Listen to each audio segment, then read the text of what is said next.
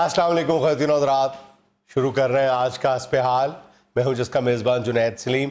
और नाज़रीन, शो के आगाज़ में ही वफाकी वज़ीर बराए रेलवे मोहतरम जनाब शेख रशीद अहमद साहब की हंगामी प्रेस कॉन्फ्रेंस।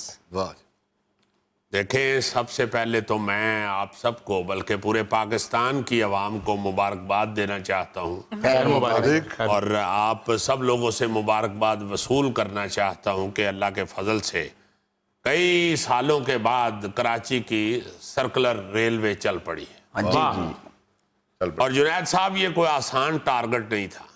आप तो माशाल्लाह अच्छी तरह जानते हैं, आपका कराची आना जाना भी रहता है। जुनैद साहब, पाकिस्तान में जिसका जितना जितना हाथ पड़ा है ना, उसने इस मुल्क को लूटा है। आप हैरान होंगे सुन के कि ये जो रेलवे का ट्रैक मैंने खाली करवाया है, कराची सर्कुलर रेलवे का, जी हाँ जी हाँ, किन किन मुश्किलात से मुझे गुजरना पड़ा है, आप सुनेंगे तो आप दंग रह जाएंगे। नहीं, हम नहीं दंग रहते, आप सुनाए। नहीं, आपको दंग रहना पड़ेगा। प्रेस कॉन्फ्रेंस में छोले बेचने के लिए कर रहा हूँ मैं, अल्लाह के फजल से प्रेस के सामने आता ही दंग करने के लिए। बहुत अच्छे। वैसे तो आपकी हर कॉन्फ्रेंस जो होती है दंग करने वाली होती है। जी हाँ जी हाँ, चूंकि मैं सच बोलता हूँ। देखें, आपके सामने पाकिस्तान की सियासत की 70 साल तारीख बैठी हुई है जी। अब तो शेख रशीद एक यूनिवर्सिटी की शक्ल इख्तियार कर चुके। वाह। जुनैद साहब, आप ये सुन के हैरान होंगे कि उस रेलवे ट्रैक के ऊपर लोगों ने किस किस तरह कब्जा किया। अच्छा सर। यार, एक आदमी ने तो हमारे ही रेलवे के ट्रैक के ऊपर लोहे के गार्डर वेल्ड करवा के अंदर कच्ची टाकी सिनेमा बनाया हुआ मैंने कहा मैं छोड़ूंगा नहीं, अभी इसी वक्त कटर लेके आओ। जुनैद साहब, कटर मंगवा के शेख रशीद ने अपने हाथों से उसका सिनेमा काटा है। वाह जी वाह, सिनेमा तोड़ा, सिनेमा गिराया, ये तो सुना था, लेकिन सिनेमा काटा ये पहली दफा सुना। यार, शेख साहब ने जेलें काटी हुई हैं, रास्ते काटे हुए हैं, सिवाय जेब के हर चीज काटी है शेख साहब ने। सर्जन को तो गोली भी लगी हुई है। जी जी गौरी साहब, आवाम की खिदमत के लिए हर तकलीफ बर्दाश्त की। क्या बात है सर। ये जो अभी मैं आपको बता रहा हूँ कि ट्रैक के ऊपर किस किस तरह कब्जा किया हुआ था जी साहब, और किस किस तरह उसे बर्बाद किया हुआ था। एक जगह पे जुनैद साहब, कोई फरलांग के एरिए में वो जो लोहे के पेच लगे होते हैं, वो कावड़े और नेट वगैरह, वही नहीं थे। अच्छा, वो मैंने पता कराया, मैंने कहा इसके नट बोल्ट कौन खोल के ले गया है। पता चला पास ही एक घर है, वो रोजाना एक नट बोल्ट खोल के ले जाते हैं।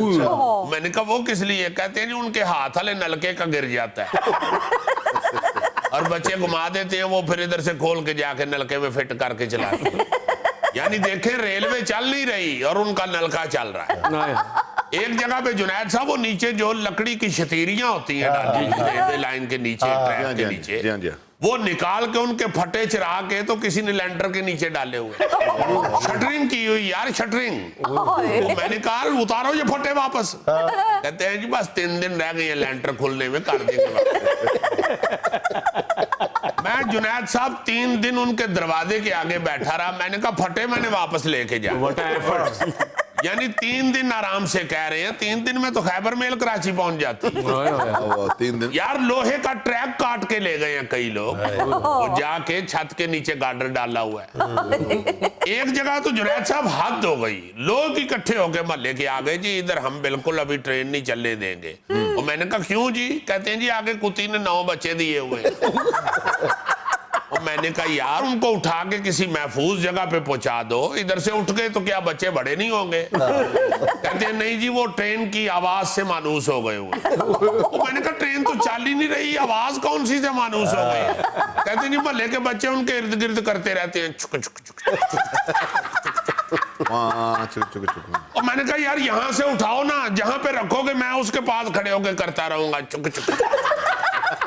कुर्बानियां देखे आप शेख साहब। अरे वाह वाह। बेशुमार जुनैद साहब, इस कौम के लिए अल्लाह के फजल से इस हुकूमत ने जो जो कुछ कर दिया है, मेरा ख्याल है कि 70 साल तारीख में किसी ने नहीं की। शेख साहब, लीडरों ने, सियासतदानों ने और बड़े काम किए, लेकिन किसी को छुक छुक करते हुए नहीं देखा। देखें, ये कई सालों की ट्रेनें ऐसे नहीं चलती। मुझे सारे मेरे अफसरान जो हैं रेलवे के और मेरे दोस्त अहबाब सब कहते थे कि शेख रशीद तुम ये सर्कुलर रेलवे चला नहीं पाओगे। मैंने कहा आप फिक्र ना करो। नहीं, ये वाकई क्रेडिट जाता है शेख साहब को कि 1 साल के अंदर कई दहाइयों से वहां पर कब्जे किए होते और शेख साहब ने ये कारनामा सर अंजाम दिया। जुनैद साहब ये तो कोई काम ही नहीं है, ये ट्रेन चलाना कोई काम नहीं है। मेरा तजुर्बा है अल्लाह के फजल से, बचपन से मैंने खोटे सिक्के चला दिए। मैंने वो केसट का फीता टूट गया, उसे नेल पॉलिश से जोड़ के चला दिया। यार बाल पॉइंट का सिक्का सारा खत्म हो गया, मैंने फूंके मार मार के वो चला दिया। और तो और मैंने गिल्ला पटाखा चला दिया। जो ये जो सर्कुलर रेलवे है, ये इसकी हालत कोई गिल्ले पटाखे से ज्यादा बुरी तो नहीं थी। थोड़ी सी आवाज आती है गिल्ले पटाखे की। या आप कराची जाएंगे तो ट्रेन की भी थोड़ी सी आवाज आएगी। सुने वो बड़ी सुस्त रफ्तार ट्रेन है। देखे जुनैद साहब, कई साल वो नहीं चल सकी। अल्लाह का शुक्र करें चल पड़ी या माजूर नहीं हो गई। आप देखें, आप जिम जाते हो और अगर आप छोड़ दें जिम जाना, आप कई सालों के बाद जाएंगे तो आप दोबारा जाते ही उस स्पीड से एक्सरसाइज नहीं कर पाएंगे। आपको फिर आहिस्ता आहिस्ता शुरू होना पड़ेगा। वारे वाह, वारे वाह। इसी तरह कई सालों के बाद ये जो ट्रेन चली है, ये इंशाल्लाह आहिस्ता आहिस्ता स्पीड पकड़ लेगी। लेकिन शेख साहब फिर भी इट्स टू स्लो। देखें जुनैद साहब, एक बूढ़े आदमी को आप आके को मौत की खबर भी सुना देना। अच्छा। तो वो बेचारा पहले ऐनक ढूंढता है, फिर आंखों पे रखता है और फिर कहता है हैं? एकदम उसकी हैं भी नहीं निकलती। और ये भी बड़ी बूढ़ी ट्रेन है, इसका भी आहिस्ता आहिस्ता इंशाल्लाह वॉल्यूम तेज हो जाएगा। मैं समझता हूं कि इसका चल जाना ही बहुत बड़ी नेमत और इस हुकूमत का बहुत बड़ा कारनामा है। वैसे ਤੁਸੀਂ ਜਿਹੜੀ ਬਾਬੇ ਨੂੰ ਮੌਤ ਦੀ ਖਬਰ ਵਾਲੀ ਮਿਸਾਲ ਦਸੀ ਹੈ ਨਾ, ਇਹ ਬਾਬਾ ਪਹਿਲੇ ਐਨਕ ਲੱਭ ਕੇ ਲਾ ਕੇ ਹੈ ਨਹੀਂ ਕਰਦਾ, ਪਹਿਲੇ ਖਬਰ ਸੁਣਾਉਣ ਵਾਲੇ ਨੂੰ 2-4 ਗਾਲਾਂ ਕੱਢਦਾ ਹੈ ਵੀ ਤੇਰੇ ਕੋਲ ਕਦੀ ਖੈਰ ਦੀ ਖਬਰ ਹੋਈ ਨਹੀਂ, ਉਹ ਆਉਂਦੇ ਹੀ ਦੱਸਦਾ ਮੈਨੂੰ ਮੌਤ ਦਾ।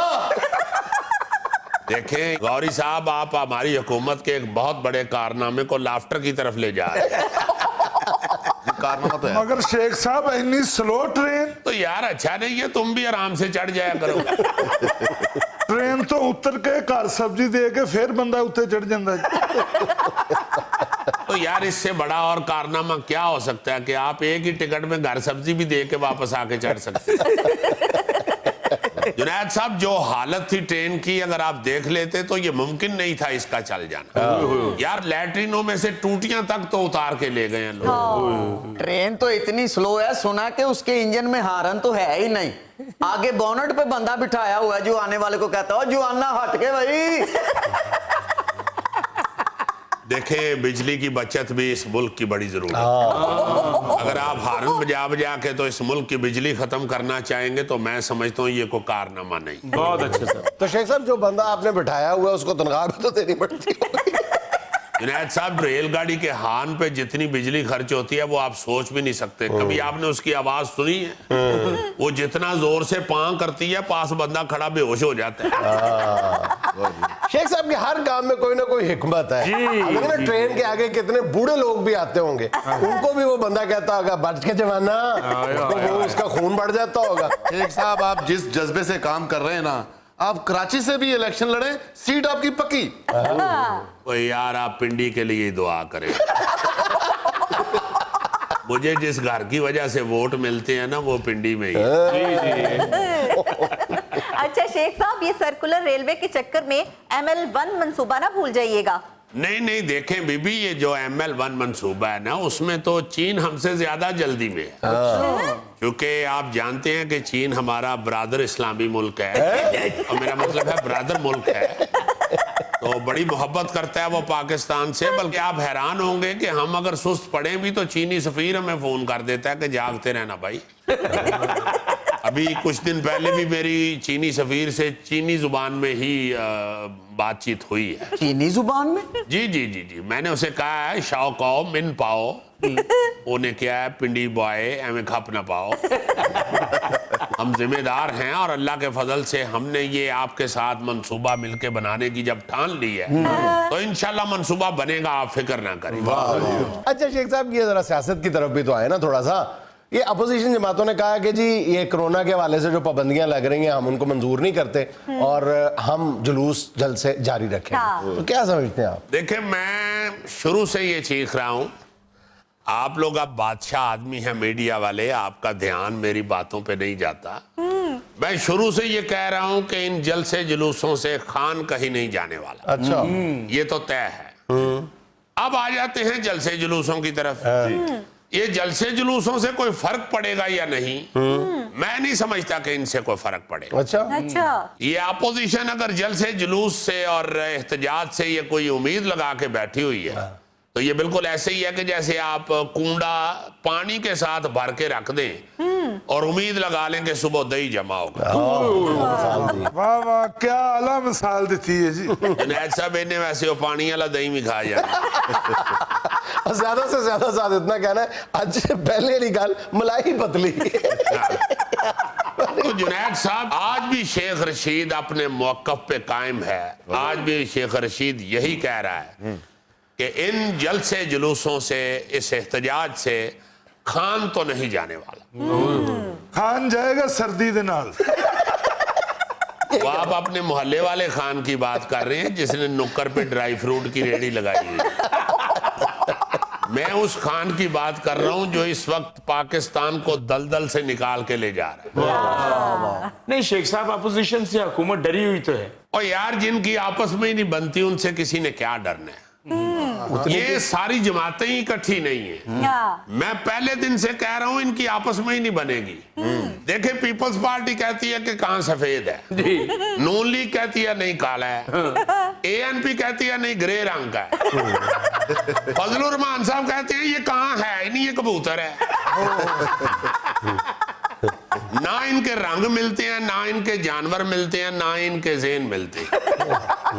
इसलिए इनके एहतजाज से, इनके जलसे जुलूसों से खान को कोई फर्क नहीं पड़ने। नाज़रीन यहाँ में लेना एक छोटा सा वक्फा, हमारे साथ रहिएगा। आपको दिखाना मकसूद है कि वो मेंटली डिस्टर्ब है कैरेक्टर जो है, और वो सीट बेल्ट नहीं लगाता, तो उस पर भी लिखा हुआ आना चाहिए कि कानून के मुताबिक सीट बेल्ट लाजमी है।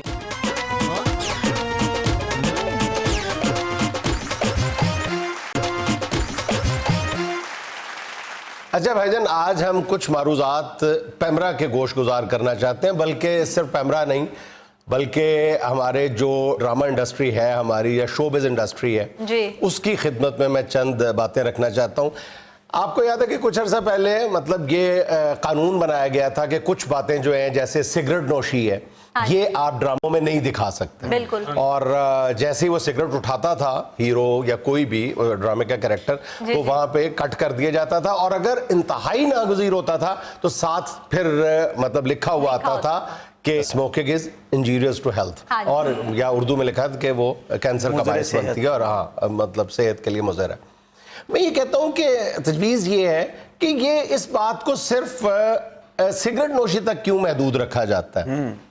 इसको दीगर चीज़ें जिसका हम अक्सर रोना रोते हैं, मसलन कानूनी और माशरती जो दीगर बुराइयां हैं, या जो काम किए जाने चाहिए और हमारे माशरे में नहीं होते, वो क्यों नहीं यानी बाय लॉ या बाय इंटेंशन हम इस बात का पाबंद बनाएं ड्रामा राइटर्स को, ड्रामा प्रोड्यूसर्स को, कि वो अपने ड्रामों में शामिल करें और इन चीज़ों को ना शामिल करें। मसलन मैंने नहीं कभी देखा कि ड्रामे में जो हीरो जिसको मतलब आइडियलाइज करते हैं देखने वाले, वो जब गाड़ी में बैठता है तो सीट बेल्ट लगाता है, अक्सर नहीं लगाते। देखे ना, अब ये क्यों नहीं लगाते? इसका मतलब है कि ये आपके यहाँ ये एक्सेप्टेबल चीज है कि सीट बेल्ट लगाई। अगर ये कोई भी आपको दिखाना मकसूद है कि वो मेंटली डिस्टर्ब है कैरेक्टर जो है और वो सीट बेल्ट नहीं लगाता, तो उस पर भी लिखा हुआ आना चाहिए कि कानून के मुताबिक सीट बेल्ट लाजमी है। यानी इन बातों पे आप जोर दें, और जो जहां पर कानून की खिलाफ वर्जी होती है वहां पे आप मेंशन करें कि ये कैरेक्टर जो है ये कानून की खिलाफ वर्जी कर रहा है। इससे कम से कम ये तो होगा, एहसास तो जागेगा कि हम कानून की खिलाफ वर्जी कर रहे हैं, ये काम नहीं करने चाहिए। इसी तरह मेरा ख्याल है कि अगर बाज बातों को प्रमोट किया जाए इंटेंशनली, नियतन कसदन ये बात प्रमोट की जाए, मसलन आप कोई फैमिली जाती है किसी रेस्टोरेंट में, या कोई कैरेक्टर जो ड्रामे के, आप रेस्टोरेंट में हर दूसरा सीन जो है हमारे यहाँ रेस्टोरेंट का होता है, तो वहां पे जब वो बिल अदा करता है तो यानी बिल लेने पर इसरार करे वो। देखिए ना, ये दिखाया जाना चाहिए कि बिल लेने पर वो इसरार करे। इस तरह ये बात जो है ये फैलेगी सोसाइटी में, माशरे में, कि बिल लेना चाहिए। बिल्कुल सही। अब बिल्कुल ठीक बात है। जो जो चीजें हैं, मसलन मैं ये मिसाल यहाँ पे देना चाहूंगा जी कि हमारे हिंदू पाक में थिएटर जो है ये हिंदुओं ने अपनी मजहबी रसूमात लोगों को सिखाने के लिए शुरू किया था। स्टेज के ऊपर वो ये करके ड्रामाटाइज करके दिखाते थे। बिल्कुल। आज तक उनकी मॉडर्न तरीन फिल्म जो है उसमें भी लाजमन वो एक आध सीन ऐसा डालते हैं, ये उनके लिए बड़ा अच्छा है। But what mouth padding to us, कि हम क्यों नहीं अपनी अच्छी चीजें आप दिखाते? समझे क्या कहा उसने, सानू की मौत पे ही है। मेरा मतलब है कि हमें भी चाहिए, हम अपने मजहबी हवाले से, हम अपने मुआशरती हवाले से लाजमन ऐसी चीजों को प्रमोट करें जो हमारे मुल्क के अंदर नहीं फॉलो हो रही। लाजमन बड़ी अच्छी बात है ये बेल्ट वाली जो तुमने मिसाल दी और है। छोटी छोटी कई बातें, मसलन अगर ड्रामे का कोई कैरेक्टर है वो अपनी फैमिली के साथ गाड़ी में जा रहा है और वो खुद जो है वो शीशा नीचे करके केले के छिलके बाहर फेंक देता है या इस तरह कोई चीज बाहर फेंक देता है, तो उस वक्त लिखा हुआ आना चाहिए। लिखा हुआ आएगा तो उसका इम्पैक्ट ही और है। ये जो तुमने बात की है ये इतनी प्यारी है कि मैं चाह रहा था तुम्हारी पप्पी ले लूं, मगर SOP का ख्याल रखना। वाकई ये बड़ा अहम सब्जेक्ट है, मौजू है, टॉपिक है। इसको आप वाकई अगर ध्यान देना शुरू करें तो यार कौमें जो हैं वो तो अपने शोबिस के हवाले से, अपने ये शोबिस के थ्रू, अपनी फिल्म, अपने ड्रामे, अपने टेलीविजन के थ्रू, रेडियो के थ्रू लोगों को इतना एजुकेट करते हैं, बाखुदा बड़ी शर्मिंदगी होती है बाहर के ममालिक में जाके जब इस तरह की चीजें देखते हैं कि यार रेडियो जिसे हम अब कुछ समझते ही नहीं है, वो लोगों को कितना सिखा रहा होता है, धड़ाधड़ बता रहा होता है। साथ साथ जब वो ट्रैफिक बता रहे होते हैं तो उसमें इस तरह के फिक्र वो फेंकते रहते हैं कि सीट बेल्ट का जरूर ख्याल रखें, सिग्नल, ट्रैफिक सिग्नल को। अच्छा, इस तरह गैर महसूस अंदाज में मुख्तलिफ ड्रामों के दौरान गुफ्तगू करें या पॉइंट आउट करने से वो उस बात का इम्पैक्ट जो कई गुना ज्यादा होता है। मतलब इश्तिहार की निस्बत जब आप गैर महसूस अंदाज में बात करते हैं तो उसका जो असर है वो कई गुना ज्यादा होता है। अच्छा, ये तासुर भी गलत है कि जी बहुत ज्यादा नसीहत करने से हमारे ड्रामे का जो इम्पैक्ट है वो इम्बैलेंस हो जाता है, वो खराब हो जाता है, उसका तवाजुन बिगड़ जाता है। बिल्कुल गलत बात है। देखिए, आपको बिजनेसमैन दिखाते हैं अपने ड्रामे में, उससे एक जुमला उसका बेटा या बेटी अंदर दाखिल होती है, वो काम कर रहा है, उसके मुंह से एक जुमला कहलवा दें सिर्फ कि टैक्स देना चाहिए। देखिए ना कितना खूबसूरत अंदाज में वो कहते हैं कि बेटा टैक्स चोरी का मैंने कभी तसव्वुर भी नहीं किया, मैं तुम्हारे पेट में हराम का लुकमा नहीं डालना चाहता, मैं टैक्स चोरी नहीं करता। एक जुमला, उससे ड्रामे की कहानी पर कतई कोई असर नहीं पड़ता। यार ये जो हीरोज हैं जिनको लोग लाइक करते हैं, ये हुमायूं सईद, फवाद खान वगैरह, ये चलो जुनैद सलीम भी मैं कहता हूं कि ये लोग वाकई अगर ड्रामे के अंदर गाड़ी में बैठते हुए या गाड़ी चलाते हुए कुछ थोड़ा सा बेल्ट के मुतालिक कोई इशारा करता है, नहीं राइटर ने लिखा हुआ पल्ले से कर, कोई ऐसी बात नहीं है। कोई फिल्म तुम्हारी सजियों खबेड़ी होएगी, ज्यादा 10-20 हजार रुपए पेमेंट कट जाएगी, कट जाने दो। नहीं यार, पेमेंट भी कितों कटनी है, लोग बल्कि खुश होंगे, लाइक करेंगे कि यार ये अच्छी बात है। एक फिक्रे से किसी की जिंदगी बन सकती है। मैं बगैर बेल्ट के गाड़ी नहीं चलाता। ये दोनों अगली सीटों को बांध के ना गिरा दे के बड़ी बेल्ट बनाता है। नहीं, इसको तो बेल्ट के साथ साथ हथकड़ियां भी लगा देनी चाहिए जब ये गाड़ी चला रहा हो, बल्कि वो जी पैरों च पाई दी ना बेड़ी वो भी इनू पाओ कि तू गड्डी च बड़िया क्यों, इनू जुर्रत किवें होई है, कलियां वड़ गई सारी गड्डी भर दी। छोटी सी बात है कि अगर कोई ड्रामे का किरदार ट्रैफिक सिग्नल को वायलेट करता है तो साथ बैठा हुआ दूसरा जो किरदार है वो उसको टोक दे।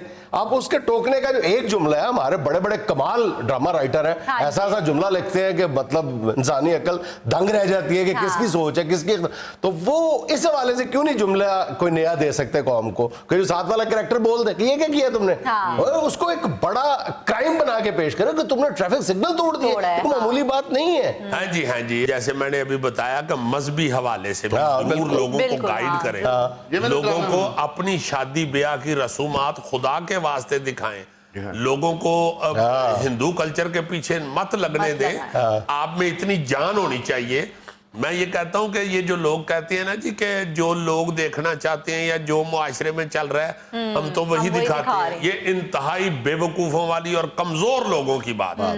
अगर आपके फन में, आपके फनकारी में, आपके कलम में, आपकी अदाकारी में इतनी ताकत ही नहीं है कि जो आप खुद दिखाना चाहते हैं लोगों को वो लोग पसंद करें, तो फिर आपको ये छोड़ के कोई ऐसी करियाने की दुकान खोलनी चाहिए जिथे आके जेड़ा जो मंगे तुसी वो सौदा दे दे। तो हमने मजहब की बात की, अब कभी गौर करो कि हमारे यहाँ नमाज पढ़ते हुए आम तौर पे किस किरदार को दिखाया जाता है? या किसी बूढ़े को, दादा दादी, नाना नानी को, या किसी मौलवी साहब को। कभी किसी मॉडर्न ख्यालात के हामिल शख्स को, किरदार को नमाज पढ़ते हुए आपने नहीं दिखाया। इसका मतलब है कि नमाज जो है मखसूस है एक खास तबके के लिए, बाकी उन्हें नमाज नहीं पढ़नी। कभी मॉडर्न बंदे को मैंने नमाज पढ़ते हुए एक आध कहीं देखा होगा और देखकर बड़ी खुशी हुई कि यार इस राइटर के दिल में ख्याल है। आप अपनी अच्छी और खालस नीयत के साथ अपने काम को आगे बढ़ाएं तो आपके काम से दूसरों पे बड़ा असर होता है। आप एम्बेसडर होते हैं मुल्क की सकाफत के। ये हम ये जो फीका करते हैं सेगमेंट, बाखुदा बहुत से लोगों ने कहा जी कि उसका बड़ा हम पे असर अच्छा। तो मेरा मतलब है कि जरूरी नहीं होता कि आप सिर्फ इक्को ही तरफ चलते जाएं। हमारा शो जो है वो लाइट मूड का कॉमेडी शो है, तो हम यही करते जाएं, हंसाई टुरी जाओ, मार दो एक दूसरे में जुगता यही बताते जाए कौम को कि गोगे की खुराक क्या है। बाबू जी ਤੁਸੀਂ ਮੈਨੂੰ ਇੰਨਾ ਕੁ ਭੰਡ ਦਿੱਤਾ ਹੈ, ਆ ਮੈਨੂੰ 2 ਸ਼ਾਦੀ ਕਾਰਡ ਆਏ ਨੇ, ਉਹਦੇ ਉੱਤੇ ਲਿਖਿਆ ਤੁਸੀਂ नहीं आना, बच्चे ਨੂੰ ਭੇਜ ਦਿਓ। इसने बताया है कि बच्चे मेरे 12 है, कहते भावे 24 हूं भेज दो। नाज़रीन यहाँ में लेना एक छोटा सा वक्फा, हमारे साथ रहिएगा। ਤੁਸੀਂ ਵੀ ਦੱਸੋ ਨਾ, ਹੁਣੀ ਤੇ ਤੁਸੀਂ ਦੁੱਧ ਪੀ ਕੇ ਆਏ ਹੋ, ਆ ਮੇਰੇ ਹੱਥ ਨਾਲ ਮੋਟੀ ਮਲਾਈ ਨਹੀਂ ਸੀ ਦੁੱਧ ਦੇ ਉੱਤੇ। ਨਾ ਬੋਲ, ਝੂਠ ਨਾ ਬੋਲ। ਮੈਨੂੰ ਕਹਿੰਦਾ ਰਿਹਾ ਜੀ ਦੁੱਧ ਪੀ ਲਾ, ਮੈਂ ਨਹੀਂ ਪੀਣਾ ਇਹ ਜਿਹਾ ਦੁੱਧ, ਮੇਰੀ ਸਕਿਨ ਖਰਾਬ ਹੋ ਜਾਏਗੀ।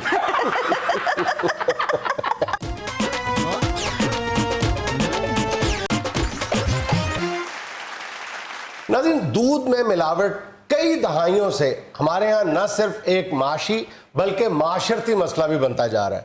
हकायक जानने के लिए आज हस्पताल के इस कटहरे में खड़ा है मुझे घूरता हुआ एक गवाला।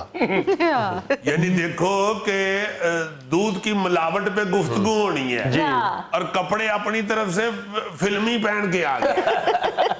तो यहाँ पे तुम्हारी को मेहंदी तेल नहीं होना, तुम्हारी बेइज्जती होनी है।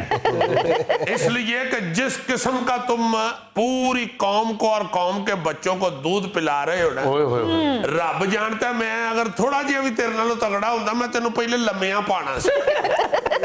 बाबू जी मेरे को बच्चे ने फीडर ने मैं प्यारे हैं, मैं जो तुमसे दूध लेके जाते हैं वो तेरा की ख्याल है कि असि जाके वापस मज नूं पिया देने? वो बच्चों को पिलाने के लिए लेके जाते हैं लोग तुमसे, अपने पीने के लिए, चाय शाय बनाने के लिए। मेरा मतलब है कुछ थोड़ा सा खुदा का खौफ खाओ कि इंसान है और इंसान की जान है। सिर्फ तुम्हारे दुकान पे जाके बंदा बाल्टी या कढ़ाई के ऊपर बैठी हुई मक्खियां ही देख लेना तो ईमान से बंदा उफ कर उठे।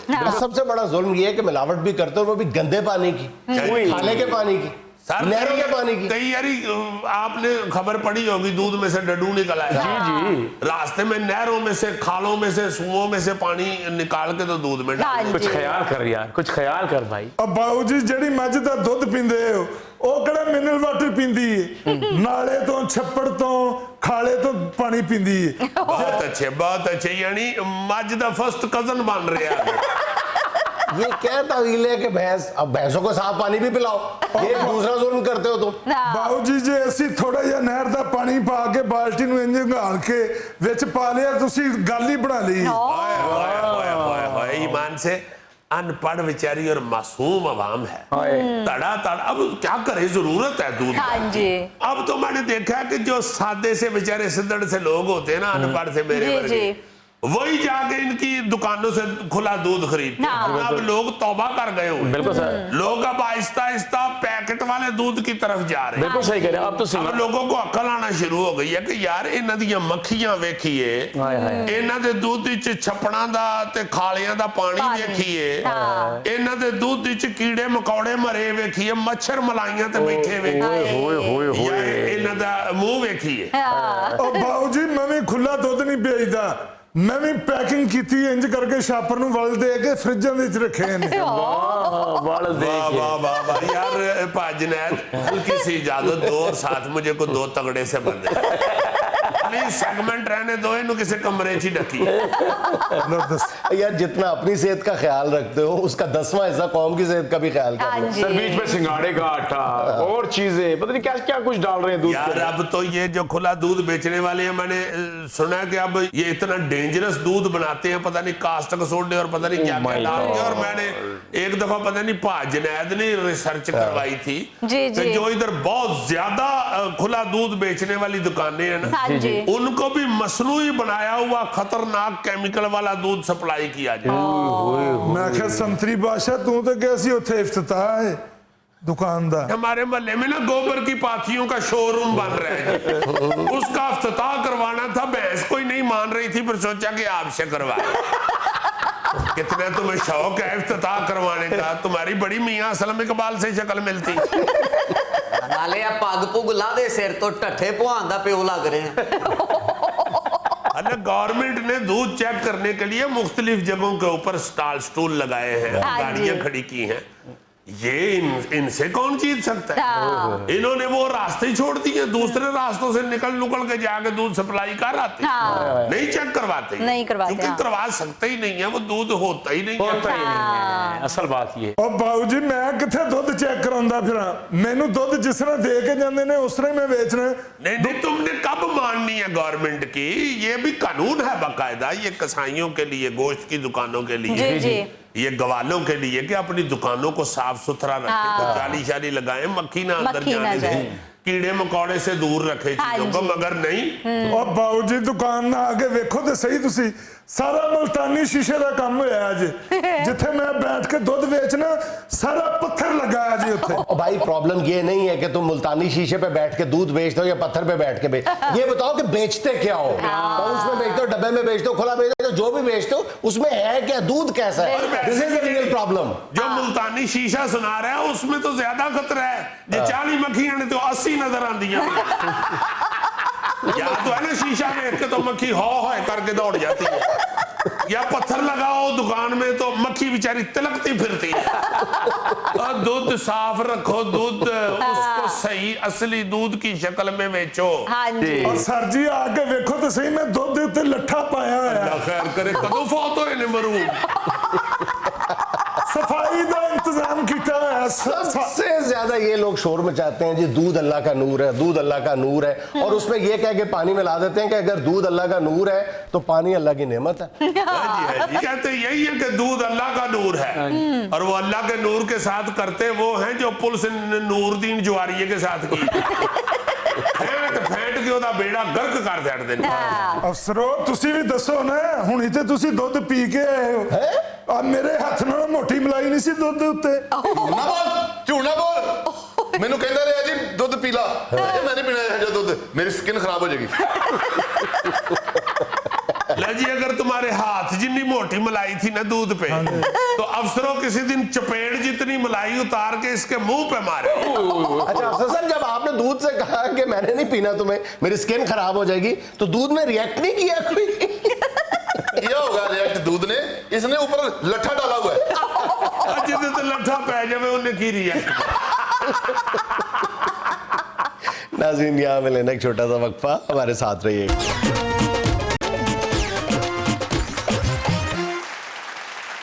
अच्छा जी, वो क्या कहते हैं कि बात चल निकली है तो देखे कहां तक पहुंचे।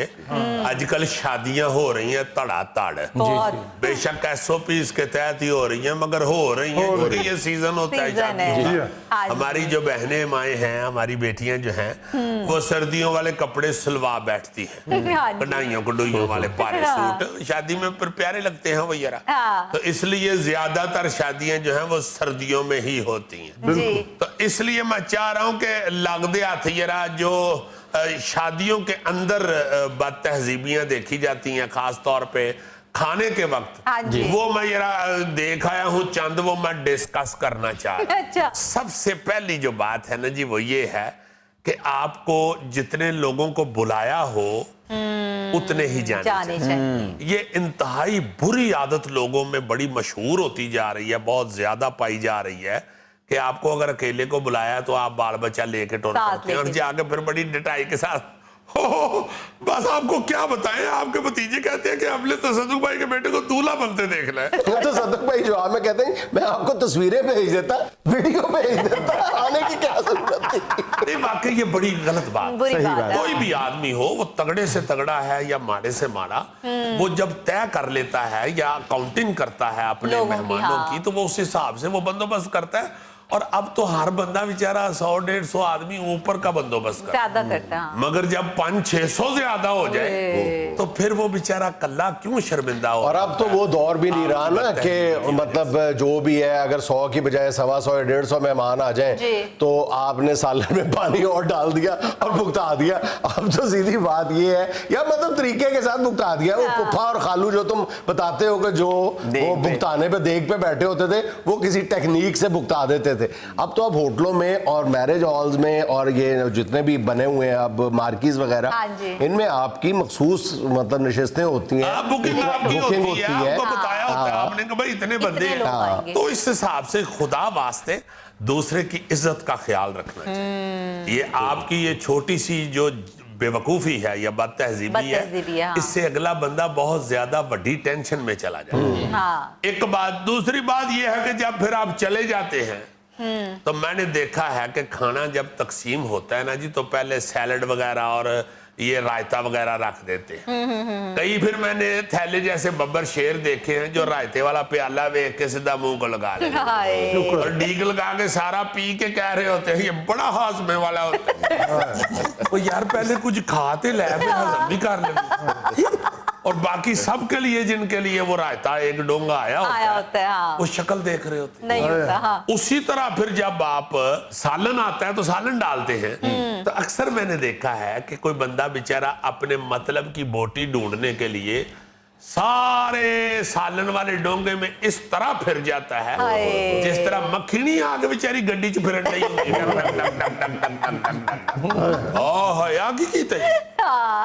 वो बड़ा मायूब और बुरा बुरा लगता है, हाँ। दूसरे जो देखने वाले सारे प्लेटें पकड़ के खड़े होते हैं, उनको बड़ा बुरा लग रहा होता है कि ये क्या कर रहे क्या हैं। कर रहे हैं, हाँ। आपको अगर कुकड़ का पोटा खाने की आदत है तो घर पकवा लो, अगले दिन डोंगे च ना फिर जाओ।